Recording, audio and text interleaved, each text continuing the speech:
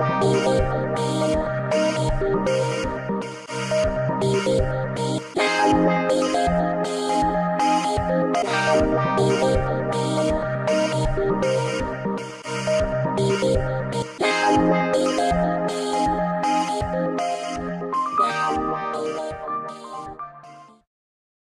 Maman Bandeko, mesdames, mesdemoiselles, messieurs, bonsoir. Bienvenue sur votre plateau RDC Horizon 2023.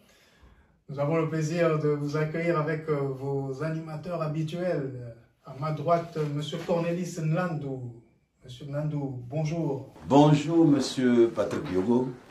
À ma gauche, Pasteur Bobo Koyamba. Pasteur Bobo, bonjour. Bonjour, Patrick Yogo. Voilà, nous sommes en 2024, ce 7 janvier. Nous vous souhaitons déjà à toutes et à tous une excellente année. 2023 était une année électorale. Le 20 décembre, nous avons eu ces élections. Nous allons en parler ici en détail pour notre première émission de l'année 2024. Mais nous gardons toujours nos habitudes et nous allons commencer par quelques thèmes d'actualité qui n'appellent pas vraiment à débat, qu'on peut commenter, et ensuite on entrera dans le vif du sujet, les élections en République démocratique du Congo, dans la diaspora et sur le territoire national. Monsieur Cornelis Nlandou, Donesa Africa, dites-nous, y a-t-il un point qui a retenu votre attention? Écoutez, moi j'ai cru que vous allez commencer par poser la question à Patrick Bobo, Master Bobo, mais comme vous commencez par moi, mais je suis obligé d'y répondre. Non, c'est comme vous voulez. Non, ça ne me gêne pas. Alors on peut commencer par vous. Alors, à tout seigneur, tout honneur, je vais commencer par d'abord parler de moi et dire que j'ai perdu ma mère le 24 décembre. Elle n'a été enterrée qu'hier. Je voulais commencer d'abord par rendre hommage à cette grande dame qui a élevé 8 enfants de meilleure des manières. Et remercier tous ceux qui, de près ou de loin, ont assisté la famille durant cette dure épreuve. Merci. Nous nous joignons d'ailleurs à cette explication. Oui, merci Patrick. Alors l'actualité oblige quand même. Le 27 décembre, il y a la régie de voies fluviales qui, en sigle RVF, qui avait sorti un communiqué alertant le gouvernement du danger du trop grand remplissement du fleuve Congo. Donc le fleuve Congo connaissait un remplissement phénoménal. Alors la régie des voies fluviales avait alerté le gouvernement des dangers d'inondation, des dangers de maladies, ainsi de suite. Et ça, c'était le 27 décembre. Et aujourd'hui, 7 janvier, nous connaissons déjà les conséquences de ce trop grand plein d'eau dans le fleuve Congo. Et à Luozi, par exemple, le fleuve a quitté pratiquement son lit pour entrer dans la terre ferme sur 10 km.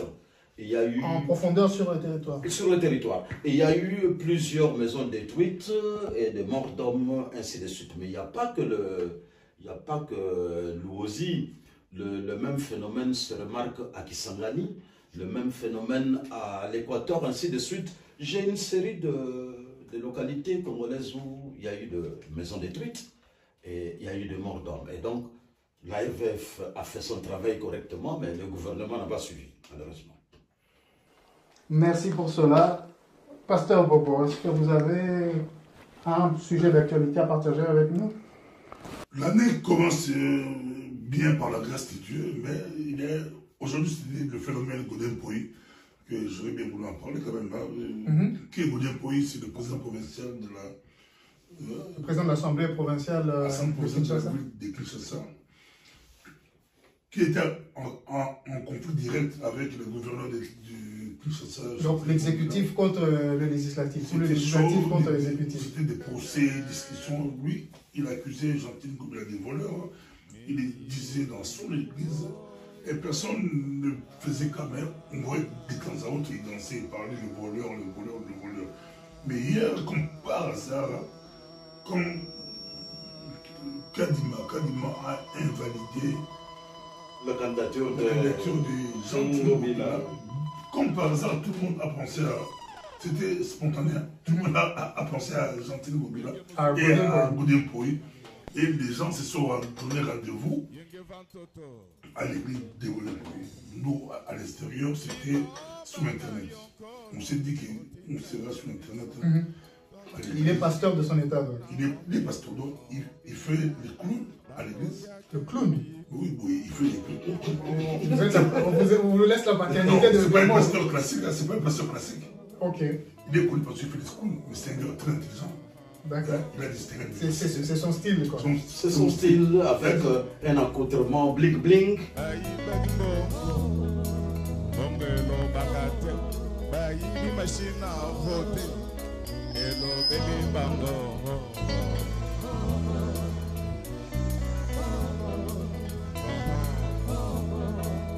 Machine à voter, ceux qui ont eu biango. Kadima, Azana Koda. Machine go benga Kadima, Bayibinga.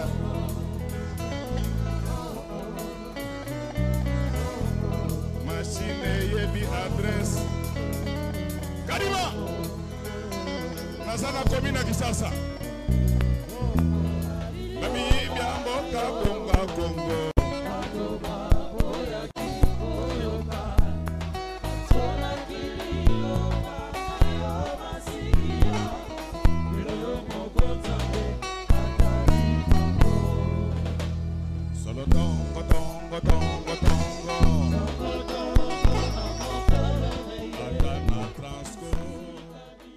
L'église, c'était un vrai clown. Aujourd'hui, c'était vraiment le vrai clown. Il a dansé, il a crié, il a rigolé sur Ngobila. Et presque toute la presse de Kinshasa se sont donné rendez-vous à l'église. Tous les médias, tout le monde était là pour voir Godin Poy. C'était vraiment un phénomène. Or, comme église, chaque église aime évangéliser, amener des âmes, gagner des âmes. Mais les églises souffrent pour gagner des âmes. Pour faire même les pleins, pour même les guérir des églises. Si vous en faites dimanche, les gens ne suivent pas. Mais lui, comme par hasard, on dit la pêche miraculeuse.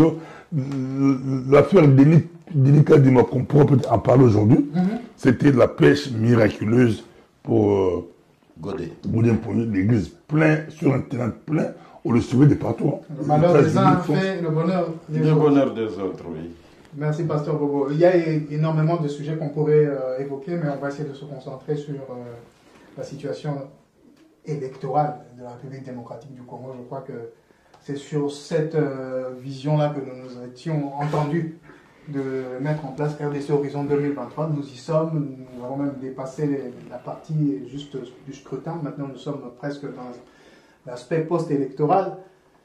Donc, recontextualisons la situation. Mercredi 20 décembre, les élections ont eu lieu, des élections à 4 niveaux, présidentielles, législatives nationales, législatives provinciales, locales pour les conseillers urbains et peut-être communaux aussi. Les communaux, oui. Voilà. Le 20 décembre, cette date paraissait pour beaucoup d'observateurs comme impossible à tenir, vu les problèmes logistiques et financiers que connaissait la Commission électorale nationale indépendante. Contre toute attente, le président de la CENI et son bureau, ils ont décidé de quand même tenir cette échéance avec ce que nous avons connu. Donc les élections ont commencé le 20 décembre, on a entendu qu'il y a eu des élections jusqu'au 26, voire le 27 décembre. Votre première impression sur cette situation, la date prévue et ce qui s'en est suivi. Qui veut commencer? Mais vous savez, vous l'avez souligné, hein, beaucoup de gens estimaient qu'il était impossible de tenir le délai du 20 décembre. Et il faut commencer par ce fait-là. Il faut commencer par souligner l'exploit qu'a réalisé la CENI, d'avoir tenu bon et d'avoir tenu le délai, le délai imparti, organiser les élections dans un pays 4 fois la France, c'est ça, et 80 fois la Belgique, avoir tenu à déployer le kit électoral partout jusqu'au fin fond du pays. Il faut commencer par féliciter d'abord la CENI pour avoir réussi cet exploit-là. Mais maintenant, on ne peut pas se leurrer, il ne faut pas cacher la vérité et dire que c'est la pire des élections que la RDC ait connue. Il faut dire que le président de la CENI, Denis Kadima, est un expert en élections, mais il est plus expert en conflits électoraux. D'accord. Et donc, qu'est-ce qu'on a reproché à Kadima? Déjà, quand Kadima prend la présidence de la CENI, les confessions religieuses catholiques et protestantes, une grande partie de la société civile a dénoncé le fait que Kadima puisse prendre la tête de la CENI. Pourquoi? Ils avaient leurs raisons. Et puis, surtout ce qu'on a reproché à Kadima, c'est son caractère à n'accepter aucune contradiction, aucune concertation. Et donc nous avons remarqué que du début du processus électoral jusqu'à la fin, Kadima en a fait qu'à sa tête. Pas question de concertation avec les autres, pas question d'entendre l'autre son de cloche pour dire écoutez, est-ce qu'on ne peut pas faire ceci, on ne peut pas faire cela. Mais à la fin, on a remarqué qu'il a tenu bon, il a organisé ses élections dans les délais, mais de manière totalement catastrophique. Parce que c'est quand même la première fois qu'on voit, je vais m'arrêter là, c'est quand même la première fois qu'on voit, déjà avant les élections, on a vu comment on appelle ça, de kits pour l'enregistrement des candidats, des kits qui étaient entre les mains des individus. Et pendant l'élection, ou les élections, le 20 décembre, on a vu, puisqu'il y a des images qui existent, vidéos, photos, consorts, on a vu des machines à voter. C'était la première fois. C'était la première fois. Merci Cornelis. Surtout que vous étiez à Kinshasa pendant ces quelques jours, lorsque vous avez perdu votre mère, vous étiez sur place déjà. Pasteur Bobo, vous qui avez suivi ça de près également, cette date que le président Kadima voulait absolument tenir, avait-il eu raison de le faire? Vous ne pouvez pas reporter d'une semaine ou deux? Non, Kadima avait raison, il fallait tenir, c'est dans la Constitution, non, chaque 5 ans, c'est des élections. Même si on dit, aujourd'hui, on parle de 2028. On sait qu'il y aura élection 2028, même si moi, Bobo, je vais devenir président de la CENI, il faut que je respecte le délai. Pourquoi pousser une semaine, 2 semaines? Mais pour moi, le grand problème, c'est pas Kadima. Le grand problème, c'est notre pays. C'est la 3e fois qu'on organise, ou 4e fois qu'on organise. C'est la 4e fois qu'on organise. Le 4e cycle pour la 3e République. C'est pas sérieux, c'est pas normal. Congolais, peuple congolais, c'est pas normal. Le pays, on fait sortir beaucoup d'argent de 2006. Il y a des structures qui restent. 2011, 2018, 2023. Et à chaque fois, on recommence à zéro. Est-ce qu'il y a des places où les gens vont voter, même des écoles, il faut des routes, des bâtiments. Les gens ont voté où? On parle de 2028, les gens vont voter où? C'est vrai que la CENI, Cornelis, est une institution, un institut d'appui à la démocratie, mais c'est quand même aussi un organe qui doit siéger de manière permanente. Ce n'est pas seulement pendant la période électorale. C'est du 1er au 30, de janvier à décembre, que la CENI existe. Elle ne se réveille pas pendant la préparation des élections. Et effectivement. Et pire, vous savez, les élections 2023 ont coûté autour de 800 millions de dollars. Sur une demande de 1,6 milliard. Sur 1 milliard, oui. Mais vous savez, ce que vous venez de dire est très important, parce que c'est une CENI qui existe du 1er janvier au 31 décembre, toutes les années, avec une administration permanente. Mais c'est curieux d'entendre que chaque fois qu'il y a un cycle électoral, on demande autant d'argent, alors qu'on devrait avoir l'équipe électorale. On devrait avoir le siège de cette institution jusqu'au fin fond du territoire national. Et donc, avoir les groupes électrogènes, on ne va pas tout racheter à chaque année. Mais puisque ça a déjà été acheté, les groupes électrogènes, ce n'est pas des trucs à usage unique. Et donc, en fait, on ne comprend pas comment à chaque cycle, il faut tout recommencer, acheter un nouveau groupe électrogène alors qu'on en a déjà acheté. Le kit électoral doit venir de Corée alors qu'on en avait déjà. Des chaises et des tables, il faut acheter. Et même choisir où on va placer les bureaux de vote alors que le bureau de vote avait déjà été placé avant. Et donc, c'est curieux, hein, mais je crois que nous devons, nous Congolais, plus faire parler notre intelligence que notre faculté de danser. Merci beaucoup, Cornelis. On va entrer un peu plus, un focus un peu plus serré sur la situation. On est dans la diaspora ici en Belgique. Il y a 5 pays hors le territoire national qui ont pu voter.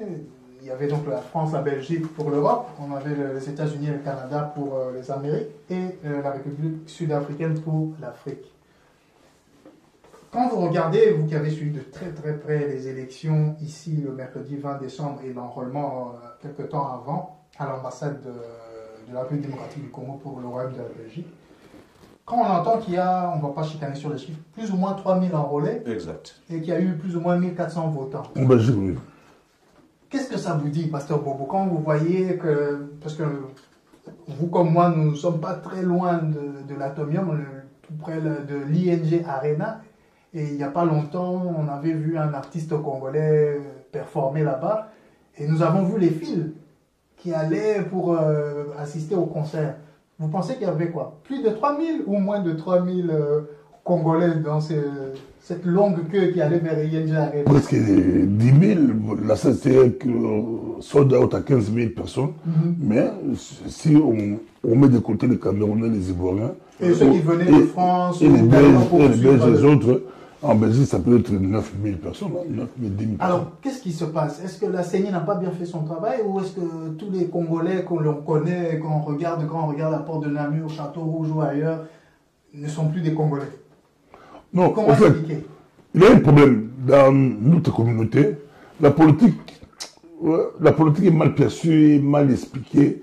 Les gens préfèrent la musique, les gens aiment la musique, mais de temps à autre, ils s'intéressent à la musique, à la politique, juste pour faire du bruit, critiquer, injurier ou quoi. Mais on ne s'intéresse pas, on ne sait même pas que c'est la politique qui fait changer les choses. Si vous voulez bouleverser, changer les choses, il faut vous impliquer dans la politique. Heureusement, on est à deux ici. On était avec Cornelis à l'ambassade, à l'enrôlement. Nous, on a assisté. On a vu comment les gens venaient à compte-route pour s'enrôler. On était là, je crois, 2-3 jours. Donc, sur toute la Belgique, on compte les grandes villes, Liège, oui, les gens venaient difficilement. Il n'y a que 3000 personnes qui sont venues. Les gens venaient difficilement. Même moi, j'ai douté de ces 3000. J'ai douté. Mais j'allais à l'ambassade. Si vous voyez les vidéos, j'allais parler. Je vois beaucoup de personnes. J'étais étonné. Comment la file, mais quand nous on venait là avec eux, c'était vraiment vide. Ah, mais il faut dire qu'il y avait plusieurs jours d'enrôlement. Oui, même il y a plusieurs jours, là, si vous demandez, les gens ne venaient pas vraiment. Non, pas du tout. Il n'y avait pas d'engouement, des jours d'enrôlement. Mais du matin jusqu'au soir, quand même, ils venaient. Il faut avoir facilement avoir 500, 300, 400. Cornelis, comment vous, parce que le pasteur Bobo lui interprète ça en disant les gens sont désintéressés de la politique, les Congolais de l'étranger. Mais ils critiquent sur les réseaux sociaux, etc. Mais au moment où il y a le vrai politique, ils ne sont pas là. C'est juste pour critiquer. Aux États-Unis, au Canada, il y avait quoi, 200 personnes ou quelque chose de pareil, 200. Comment vous interprétez ça? Mais vous savez, chez nous, la loi est un peu différente. Hein. Le vote n'est pas obligatoire. Ça, c'est le premier facteur. Il n'est pas obligatoire de voter. Alors que dans certains pays, ça fait partie de la loi. Quand vous n'avez pas voté, vous êtes sanctionné. C'est obligatoire. Oui. Donc chez nous, ce n'est pas obligatoire. Et puis de deux, il faut dire qu'il n'y avait qu'un seul bureau de vote en Belgique. Nous parlons de la Belgique. Il n'y avait qu'un seul bureau de vote pour 3000 personnes. Moi, j'ai été à Kinshasa. La situation était légèrement plus différente de ce qu'il y avait, mais il y a quand même des similitudes. Pendant les votes, oui, pendant les votes, oui. Il y a quand même des similitudes. Par exemple, en pleine ville de Kinshasa, il y a des bureaux qui n'ont reçu la machine à voter qu'à 18h. Dans la capitale? Dans la capitale Kinshasa. Je suis de Bandal moi-même. Bon, je suis de Lingwala, mais actuellement de Le Bandal. vote a commencé à 6 heures Le vote a commencé à 6 heures dans certains officiellement. bureaux. Officiellement. Et ils arrivent à 18 heures. Dans certains autres bureaux, par exemple à Bandal, Saint-Cassien, c'est une paroisse quelque part où il y avait un bureau de vote. La machine est arrivée à 18 heures. Et donc, les gens, au courant de la journée, étaient assez découragés quand même. C'est vrai que s'ils arrivent à 6 heures ou même à 8 heures, Oui, c'est ça. 10 heures pour aller voter. D'abord, vous faites la file. Vous faites la file et puis ça va à compte-gouttes. Parfois, la machine n'a pas de batterie, la machine tombe en panne. Et donc, beaucoup de gens se sont découragés quand même. Donc, il faut d'abord faire la file. Et puis, ce n'est pas obligatoire. Et donc, vous voyez, même ici en Belgique, il y a eu 3000 inscrits et 1400 se sont présentés. D'abord, il y a un seul bureau de vote. Et donc, c'est difficile de quitter le Luxembourg, venir voter à Bruxelles, alors que ce n'est pas obligatoire. Vous devez débourser de votre poche. Mais il faut dire quand même que l'ambassade avait dépêché un bus qui ramassait des gens à travers le pays. Je ne sais pas d'où ça partait, parce que moi j'étais à Kinshasa les jours du vote. Mais on a vu des bus qui déversaient des gens à l'ambassade pour venir voter. Mais ces bus-là n'ont pas pu atteindre évidemment tous les coins de la Belgique.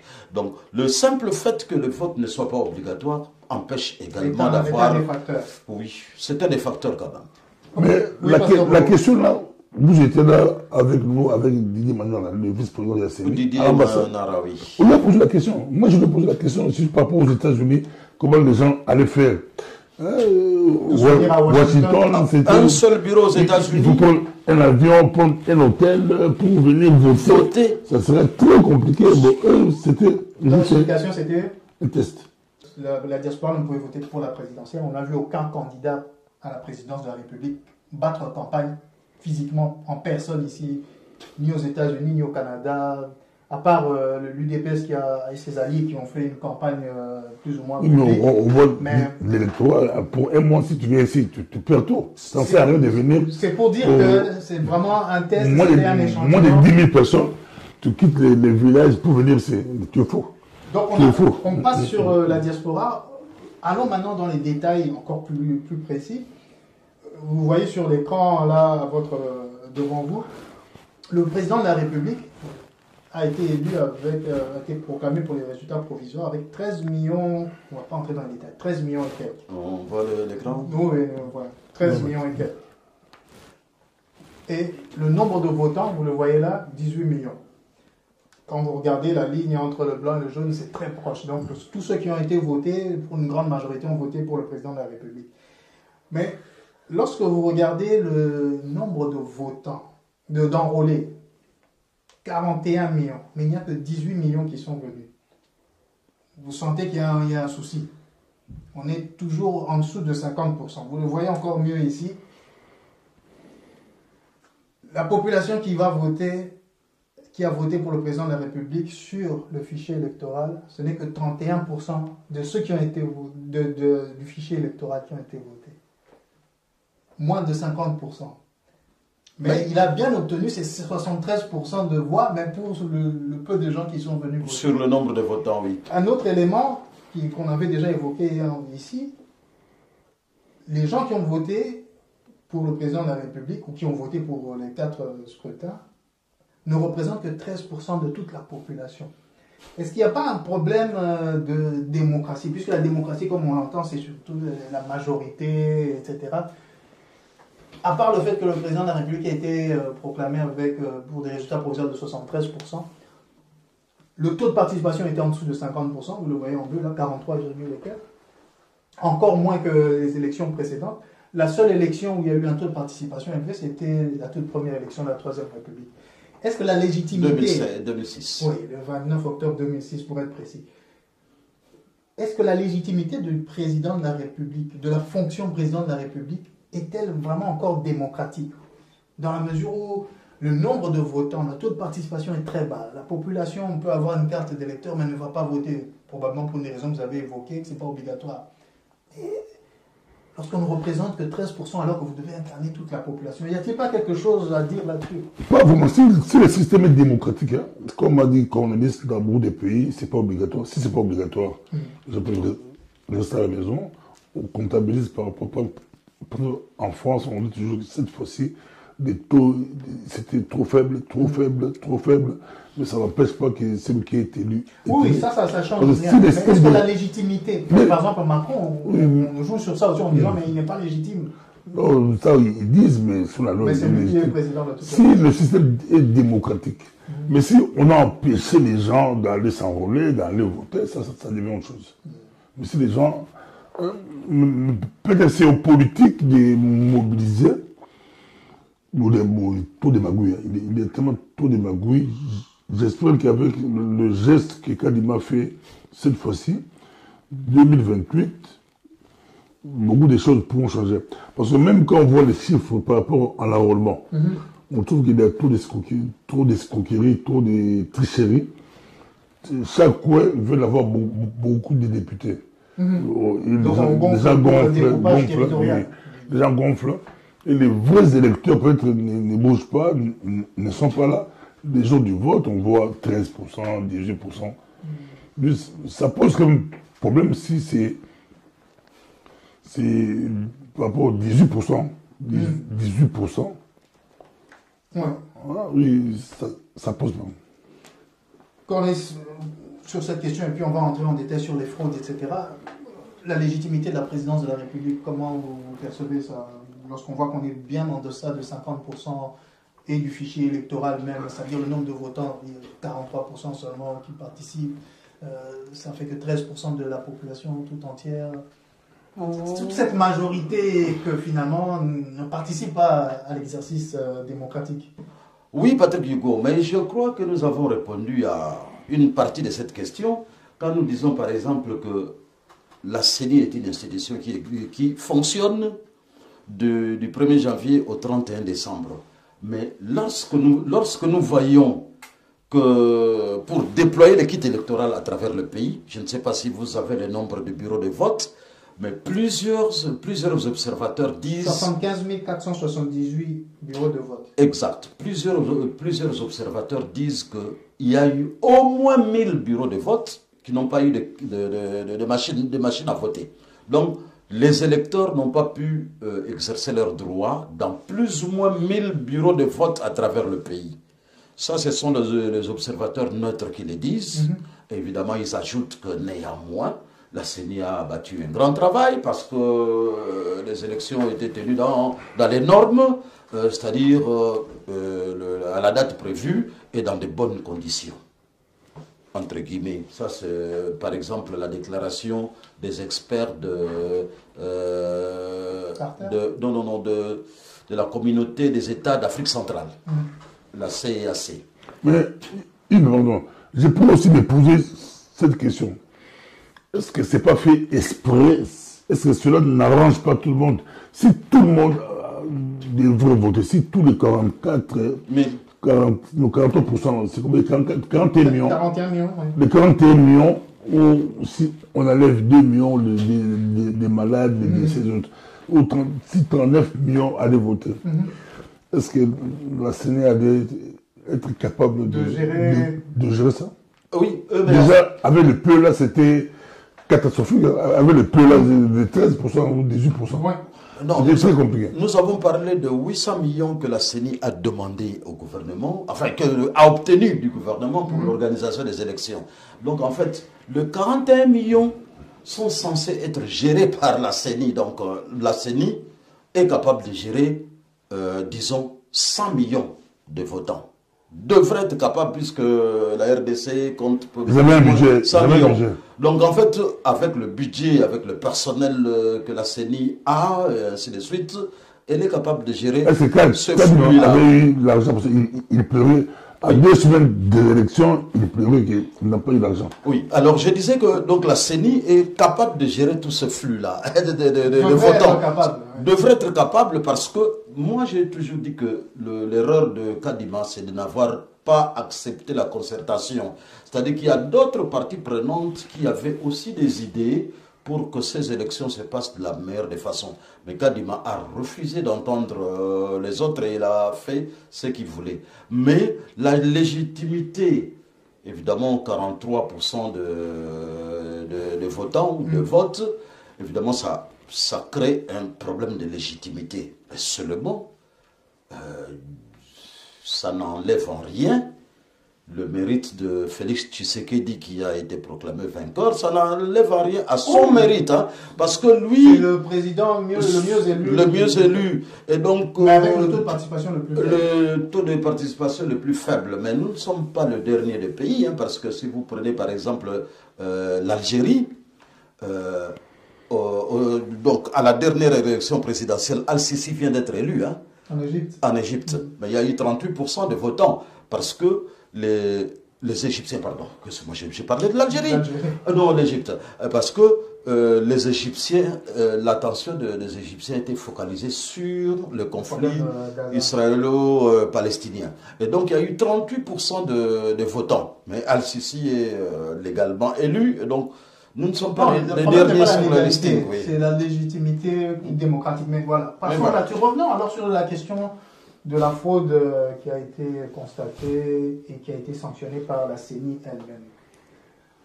Première question qui nous revient un peu depuis quelques jours, c'est de savoir, on invalide des députés nationaux, des députés provinciaux, des conseillers, etc. Mais pourquoi est-ce que cela n'entache pas la présidence de la République, vu que c'était le même, même scrutin pour les quatre niveaux de pouvoir. Qu'est-ce que vous pouvez dire là-dessus, simplement pour voir, peut-être que Cornelis a déjà répondu en partie à la question, pourquoi est-ce qu'on invalide que certains scrutins, certains députés, certains territoires dont on a même annulé les élections? Oui. Mais la présidentielle, personne on ne valide pas le président. J'ai fait beaucoup d'interviews par rapport à cela, il y a eu beaucoup d'interventions aussi. Bon, selon la CENI avait promis qu'ils vont frapper. Ils avaient promis, hein. Le jour où Kadima, avant de proclamer l'élection du président, il avait promis. Et il avait parlé des problèmes qu'il y avait. Ils vont frapper. Mais l'explication la plus simple qu'ils donnent, je ne sais pas si c'est correct, mais c'est eux qui disent que c'est comme dans une salle de classe, tu as, exemple, 1000 étudiants, et que 20 ont touché, 20 000. Vous allez annuler les... Est-ce que vous allez annuler les 1000 ou bien il faut annuler les 20? Est-ce que leurs 20 là, même si tous les 20 là, ils ont ajouté Tshisekedi, ou ils ont enlevé, ça n'influence pas l'élection selon eux. Oui. Mais pour l'opposition, non, comme il y a, on a arrêté des gouverneurs, des ministres, beaucoup d'autorités parmi les tricheurs, c'est que l'impact est encore plus grand. Il faut une commission nationale indépendante pour suivre. Pour eux, ça prouve qu'il faut annuler. Mais pourquoi dire c'est juste, hein, il frappe les voleurs et l'élection reste, comme a dit, par exemple, à Kinshasa, si on voit, c'est qu'elle pouvait gagner même sans des autres. C'est ça. Qu'est-ce que vous en pensez? Est-ce que le fait d'afficher bureau de vote par bureau de vote va faire taire les discussions et trancher l'affaire en matière de la présidentielle par rapport aux autres scrutins? Oui, mais je voulais d'abord répondre à la même question que Bobo pour dire que, vous savez, cette histoire de fraude fait quand même désordre. Mais, il faut dire, moi j'ai été à Kinshasa, où vous avez été ici, dans la diaspora. Si vous posez la question à toutes ces personnes qui sont arrivées à l'ambassade pour les scrutins, des vidéos, oui. Vous voyez pratiquement que 80% sont venus pour voter pour Fachi. Voter pour Fachi. Et le même phénomène s'est remarqué à Kinshasa. Quand vous circulez à travers la ville, mais si vous êtes contre Félix Tshisekedi, vous risquez d'être lynché. C'est un phénomène. C'est un phénomène qu'il faut souligner parce qu'on n'a jamais vu une élection aussi accablante, où les gens sont totalement, pratiquement, pour un seul candidat. J'ai eu la chance de prendre un bus à Matadi, où ma mère est décédée. Je suis allé voir le corps à la morgue, mais au retour, puisque je ne devais pas assister à l'enterrement, de Matadi à Kinshasa, j'étais dans un bus de plus ou moins 24 personnes, et le débat des bus. Mais vous sentez que vous ne pouvez pas aller à l'encontre de Félix Tshisekedi. C'est quand même phénoménal que dans un bus de 24 personnes, qui est par exemple 22 personnes ou 23 personnes pro-Fachi, c'est quand même phénoménal. Et donc, qui est fraude ou pas, les intentions de vote étaient carrément exprimées pour Félix Tshisekedi.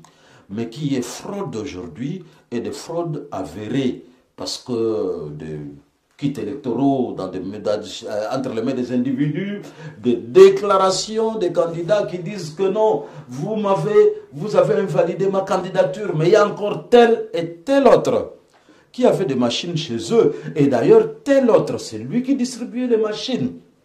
Donc vous voyez, cette fraude-là, ça fait quand même désordre. Mais ça n'entache pas. Mais ça fait désordre, je suis d'accord avec vous. C'est comme si les tricheurs, si c'était organisé par le pouvoir, c'est que le pouvoir a eu tort d'avoir peur. Et deuxièmement, si c'était pas par le pouvoir, c'est que les tricheurs, ils ont triché pour eux-mêmes. Oui, c'était pas pour faire gagner leur candidat présidentiel. Aussi, mais c'était ça veut pas être c'était beaucoup pour eux-mêmes. Bon, comme tu as la machine, tu te fais voter, tu votes aussi. Tu votes aussi le président, comme dit, ça fait un peu de désordre. Oui. Mais si c'était organisé par le pouvoir a eu tort d'avoir peur. Exactement, parce que sur le terrain, la campagne était axée sur la sécurité.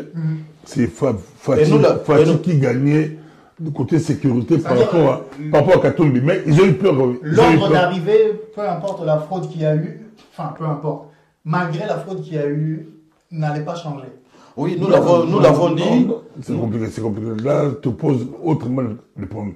Ils ont eu peur d'aller tricher. Si c'était organisé.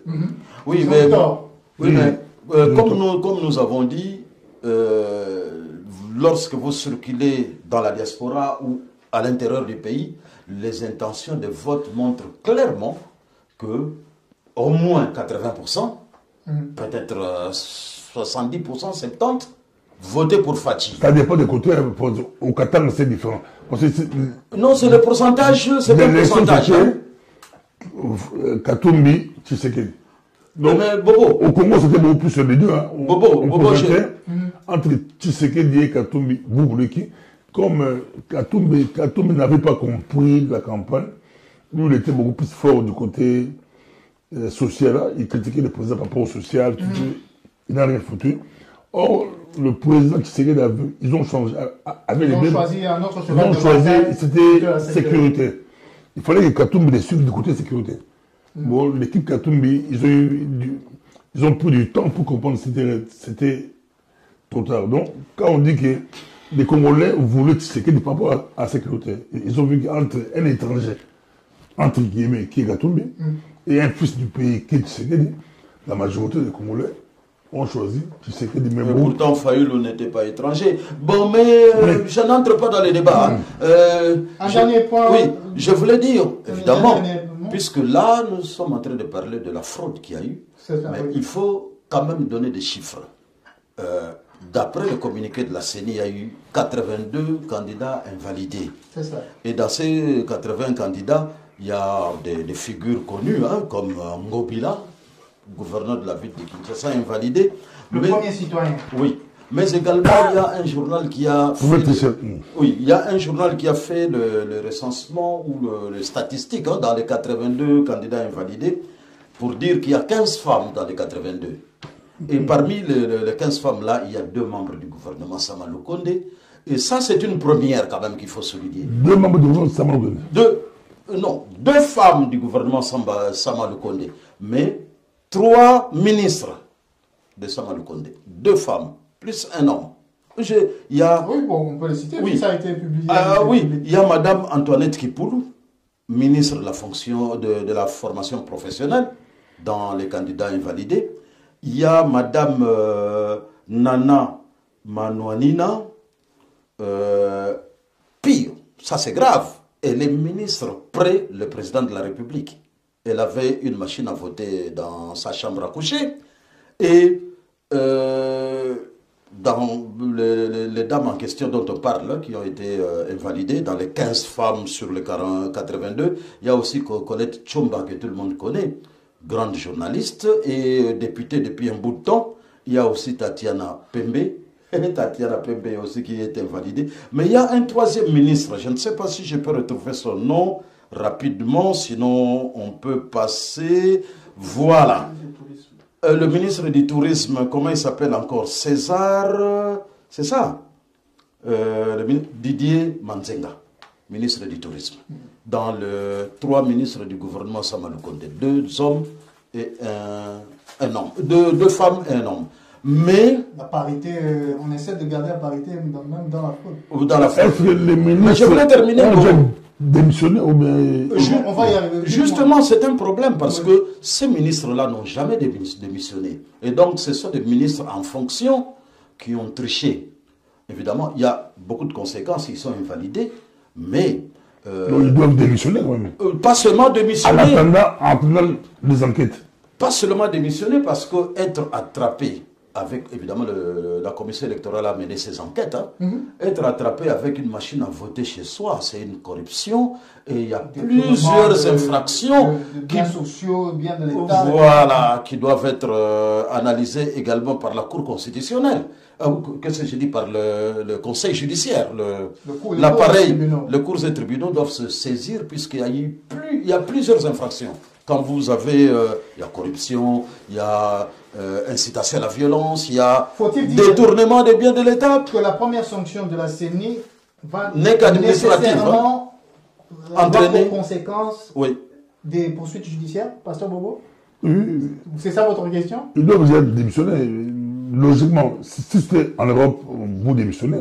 En attendant les enquêtes, tu peux avoir un avocat, tu peux autre, mais en attendant, vous démissionnez. Un ministre qu'on l'accuse, qu'on l'a invalidé pour tricher. Bon, tout le monde est innocent jusqu'à preuve du contraire. Mais il faut d'abord démissionner.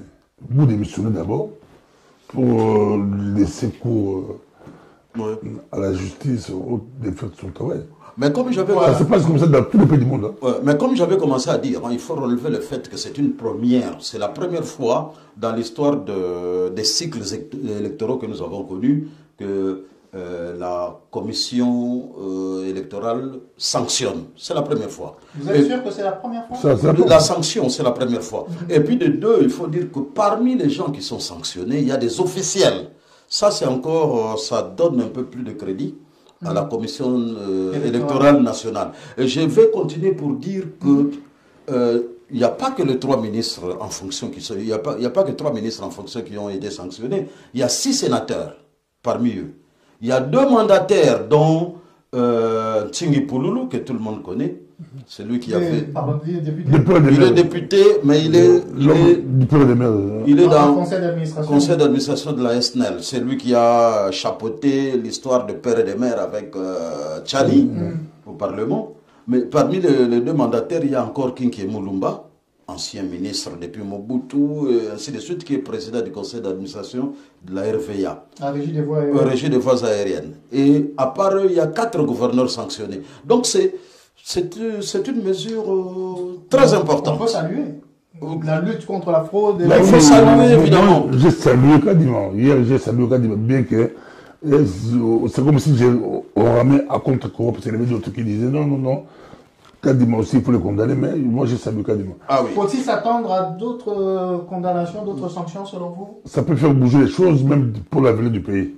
Ça peut faire bouger les choses. Quand des officiels, des ministres, des gouverneurs sont sanctionnés, même prochainement, les gens vont avoir peur d'avoir des machines à voter dans leur maison. Même si toi, tu veux postuler, si tu vois tes domestiques ou tes enfants à la machine à la maison, ça c'est la machine du pays, oui, c'est pas en bois, ça va rester à la maison. Je voulais répondre à la question en disant que selon notre ami Christian Lusakweno de Top Congo, la CENI ne va pas s'arrêter à là. Il y a d'autres candidats à ces élections qui vont être invalidés, donc les enquêtes continuent. Et d'ailleurs dans le communiqué de la CENI, c'était dit que la commission d'enquête continuait son travail. Et les juges, les juges de la Cour constitutionnelle, le président de la Cour, ils ont ajouté, ils vont donner 8 jours. Dès que la CENI publie la liste des élus, vous avez 8 jours pour introduire le recours. Si vous savez qu'il y a... Non, oui. si vous savez qu'il y a des tricheurs, des trucs... Ah oui, pour les contentieux. Ça, c'est le contentieux électoral. On va les soulever. Cette année, ça sera trop dur.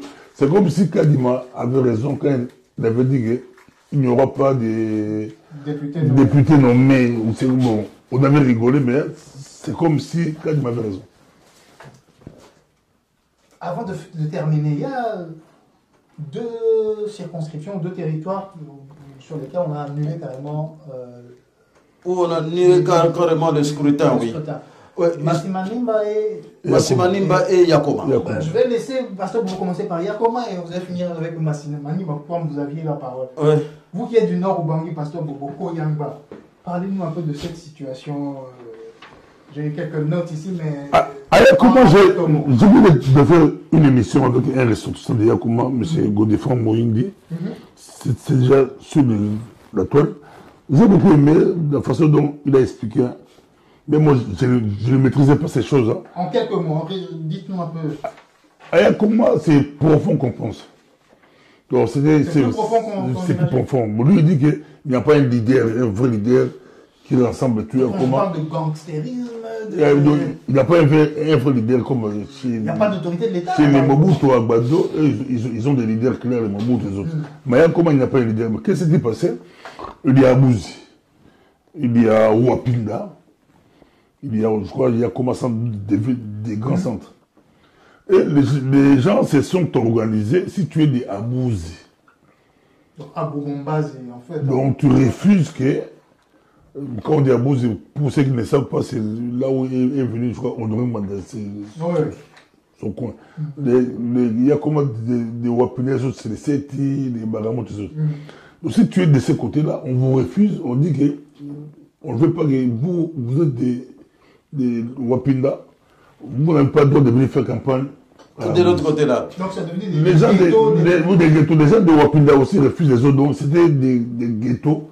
C'était vraiment très compliqué. Ils ont massacré, tapé. Mais, il y a eu mort d'homme. Pas encore, mais il y a eu trop de police. Donc, moi, je pense que, pour moi, j'ai discuté avec Godet, j'étais un peu à peu de questions.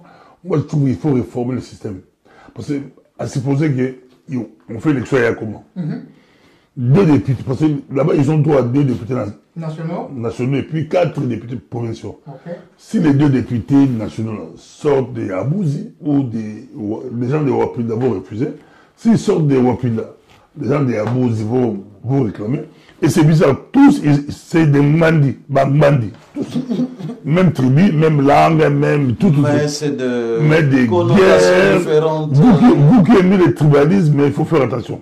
Ici, c'est même peuple, même coutume, même culture, même personne.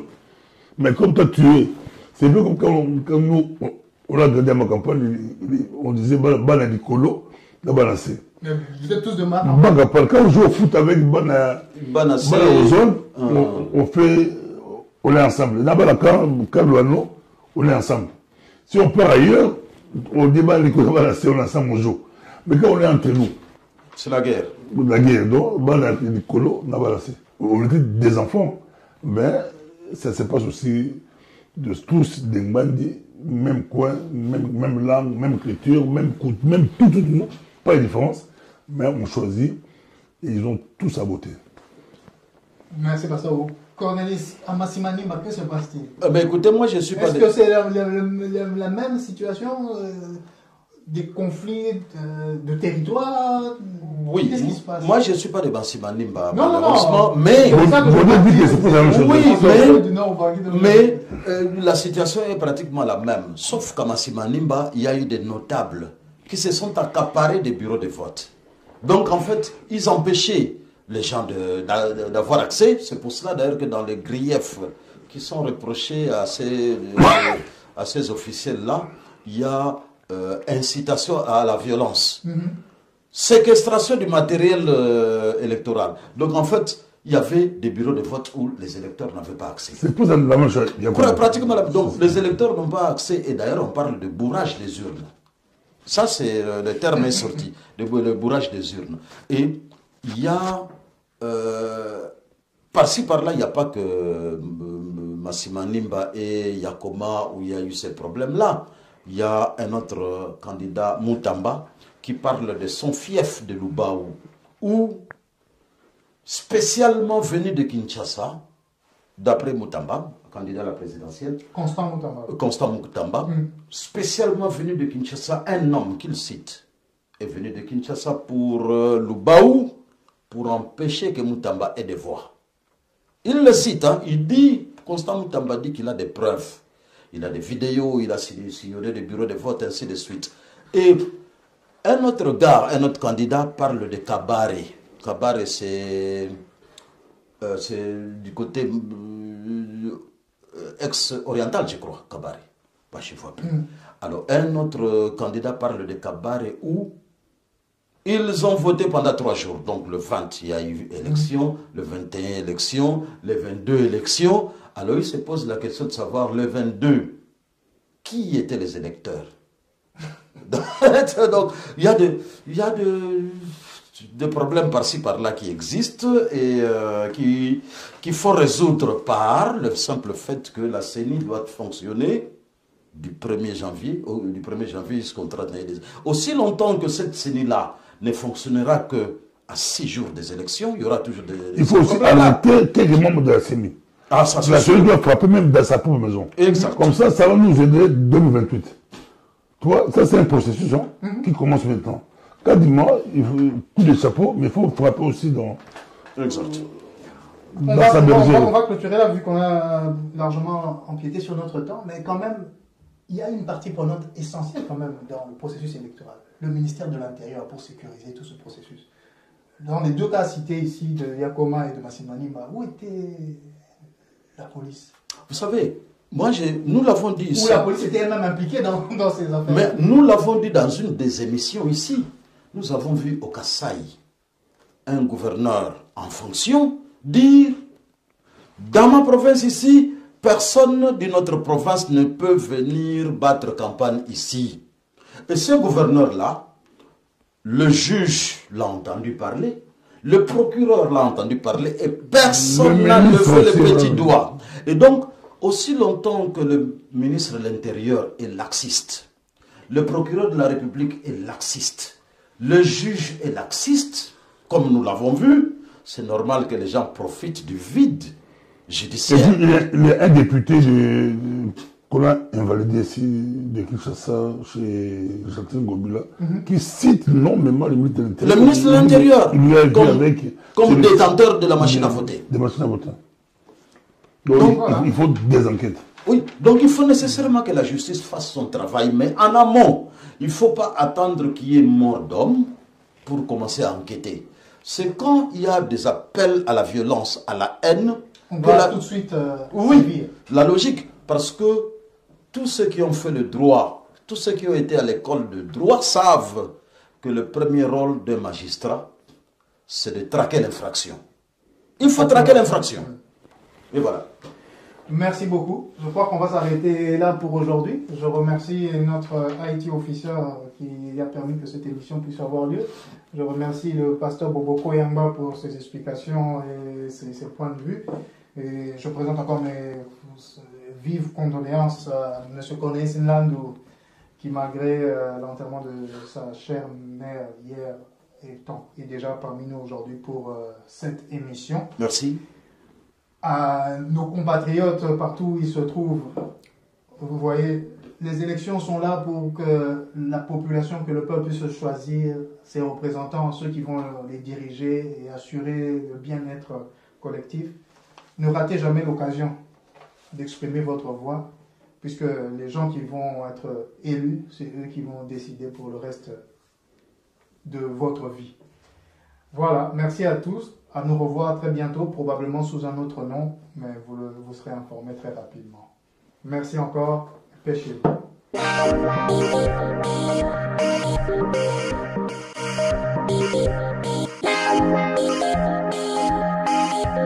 Thank you.